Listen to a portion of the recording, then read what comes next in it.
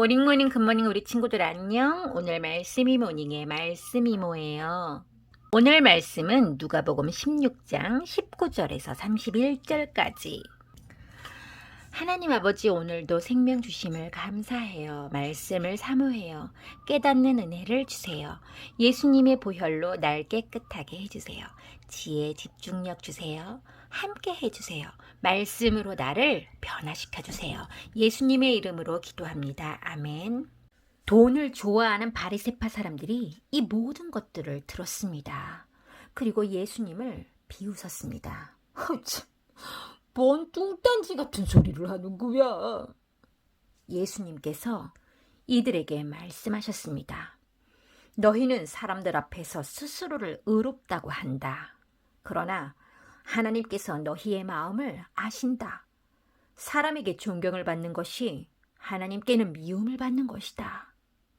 율법과 예언자의 때는 요한까지다. 그러나 요한 이후부터는 하나님 나라의 복음이 전파된다. 모든 사람이 그 나라에 들어가려고 힘쓰고 있다. 제가 좁은 길로 가겠습니다. 예수님의 제자가 되겠습니다. 천국을 사모합니다. 하고 말이죠. 율법의 작은 글자 하나가 떨어져 나가는 것보다 하늘과 땅이 없어지는 것이 더 쉬울 것이다. 난 네가 질렸어. 이제 나가. 여보, 내가 당신이 없으면 어디 가서 먹고 살으라고요? 저한테 이렇게 잔인하게 하실 수가 있나요?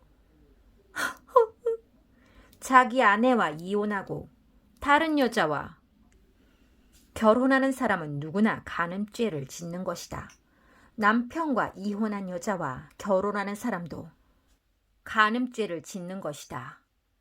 예수님께서 말씀하셨습니다. 어떤 부자가 있었다. 이 사람은 언제나 가장 비싼 옷을 입고 매일 호화스럽게 살았다. 한편 그 집 대문 앞에는 나사로라는 한 가난한 사람이 누워 있었는데 몸에는 부스럼투성이었다. 그가 부자의 식탁에서 떨어지는 부스러기로 줄인 배를 채우기를 원했다. 심지어 개들이 와서 그의 부스럼을 핥았다. 어느 날 그 거지가 죽어 천사들에게 이끌려 아브라함의 팔에 안겼다. 부자도 죽어 땅에 묻혔다. 부자는 지옥에서 고통 가운데 있다가 눈을 들어 보았다. 멀리 아브라함이 보이고 나사로가 그의 품에 안겨 있는 것을 보았다. 그가 소리쳐 말했다. 아버지 아브라함이여, 제게 자비를 베풀어 주십시오. 제 혀를 적실 수 있도록 나사로의 손가락 끝에 물을 찍어 제게 보내주십시오. 제가 이 불꽃 가운데서 몹시 고통을 당하고 있습니다. 그러나 아브라함은 말했다. 얘야, 내가 살아있을 때에 좋은 것을 마음껏 누렸고 나사로는 온갖 나쁜 것을 겪은 것을 기억하여라. 이제 나사로는 여기서 위로를 받고 너는 고통을 받는다. 이뿐 아니라 우리와 너희 사이에는 큰 구렁이 있어서 어느 누구도 너희를 돕기 위해 건너갈 수 없고 아무도 그곳에서 우리에게로 건너올 수 없다. 부자가 말했다. 그러면 제발 부탁입니다. 아버지, 나사로를 내 집안에 보내주십시오. 제게 형제가 5명이 있는데 나사로가 가서 증언하여서 그들이 이 고통받는 곳에 오지 않게 해주십시오. 아브라함이 대답했다. 그들에게는 모세와 예언자들이 있다. 그들은 그 소리를 들어야 한다. 부자가 말했다. 그렇지 않습니다, 아버지 아브라함이요. 누군가 죽었다가 살아나 그들에게로 가면 그들이 회개할 것입니다. 아브라함이 그에게 말했다. 만일 그들이 모세와 예언자들의 말을 듣지 않는다면 죽은 사람이 다시 일어나도 그들은 믿지 않을 것이다.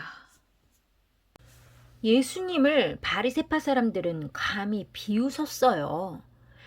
바리새파 사람들을 예수님은 돈을 좋아하고 스스로 의롭게 생각하고 사람들에게 존경받기를 좋아하는 사람들이라고 얘기했어요. 이런 마음은 하나님께서 땡땡 하신대요. 15절 가볼까요? 두구두구두구두구. 짜잔! 너희는 사람들 앞에서 스스로를 의롭다고 한다. 그러나 하나님께서 너희의 마음을 아신다. 사람에게 존경을 받는 것이 하나님께는 미움을 받는 것이다. 아하. 이런 마음 하나님께서 미워하시는군요. 율법을 완성시키러 예수님이 오셨지요. 예언의 시대는 요한까지고요.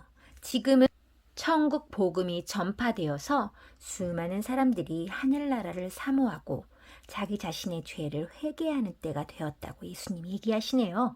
그러니 바리새파 사람들에게 율법을 제대로 지키고 하나님 나라에 들어가기를 힘써야 한다는 것을 강조하고 계셔요. 그러면서 바로바로 부자와 나사로의 이야기를 하시거든요. 여러분, 혹시 부자세요? 아, 진짜 부자로 한번 살아봤으면 하는 마음 우리 모두가 가지고 있죠. 누가 나사로처럼 저렇게 초라하고 아픔을 가지고 살고 싶겠어요. 그런데 예수님은 다르게 설명하세요. 두 사람이 죽었어요. 그 부자가 지옥에서 어떤 고통을 받았다고 나와 있지요? 24절 두구두구두구두구. 짜잔! 그가 소리쳐 말했다. 아버지 아브라함이여, 제게 자비를 베풀어 주십시오. 제 혀를 적실 수 있도록 나사로의 손가락 끝에 물을 찍어 제게 보내주십시오. 제가 이 불꽃 가운데서 몹시 고통을 당하고 있습니다. 아, 저런, 얼마나 혀 같으면 그 일시적인 그 시원함이라도 맛보고 싶어서 물을 찍어달라고 말했을까요? 어디서 고통받는다고 했나요? 맞아요. 불꽃 가운데 혀가 타는 고통을 당하고 있었어요. 그것도 정말 끝이 없는 고통이라는 거죠.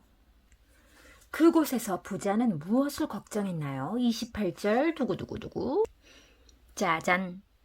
제게 형제가 5명이 있는데 나사로가 가서 증언하여서 그들이 이 고통받는 곳에 오지 않게 해주십시오. 형제들이 지옥에 오게 될 것을 걱정하고 있어요. 얼마나 고통스러우면 나 하나만으로 이 고통이 족하다고 생각하고 사랑하는 형제들은 절대 오면 안 되겠다고 생각할까요? 부자는 형제들이 땡땡할 수 있도록 나사로를 보내주라고 부탁하고 있어요. 30절이요. 두구두구두구. 짜잔! 그렇지 않습니다, 아버지 아브라함이요. 누군가 죽었다가 살아나 그들에게로 가면 그들이 회개할 것입니다. 이 부자는 형제들이 회개해야 이곳에 오지 않는다라는 걸 이제야 깨달았어요. 부자가 정말 몰랐을까요? 이렇게 살고 있을 때요. 모세와 예언자들의 말을 듣지 않으면 죽은 자가 살아서 가도 듣지 않는데요. 우리에게 말씀을 들을 수 있는 은혜가 필요하겠어요. 그럼 무조건 부자는 나쁜 건가요? 아니에요. 선하게 사용하는 충실한 관리자가 되면 되겠지요. 지난 시간에 배운 것처럼요. 재물과 하나님을 겸하여 섬길 수 없다고 얘기하신 예수님께서 이 부자가 돈을 사랑한 삶을 살았음을 우리에게 알려주고 계세요. 부자는 살아서 무엇을 마음껏 누리고 죽어서 무엇을 받고, 나사로는 살아서 땡땡을 겪고 죽어서 띵띵을 받았다. 25절을 확인해 볼까요? 두구두구두구. 짜잔! 그러나 아브라함은 말했다. 얘야, 내가 살아있을 때의 좋은 것을 마음껏 누렸고 나사로는 온갖 나쁜 것을 겪은 것을 기억하여라. 이제 나사로는 여기서 위로를 받고 너는 고통을 받는다. 기억해서 한번 써볼까요? 부자는 살아서 좋은 것을 마음껏 누리고 죽어서 고통받는다. 나사로는 살아서 온갖 나쁜 것을 겪고 죽어서 위로를 받았다. 우리 함께 적용해 보아요. 주님의 위로가 필요할 때가 언제인지. 주님, 저는 어떠어떠할 때 주님의 위로가 필요해요. 저를 위로해 주세요. 위로의 주님, 우리가 살면서 당하는 모든 고통을 기억하시고 언제나 주님의 품 안에 품어주세요. 예수님의 이름으로 기도합니다. 아멘. 우리 친구들 오늘 말씀 잘 들었나요? 부자와 나사로 그리고 바리새인들을 향한 예수님의 쓴소리 기억할 때에 위로의 주님이 나의 주님이어서 얼마나 다행인지 몰라요. 오늘 말씀 여기까지입니다. 다음 시간에 만나요. 안녕.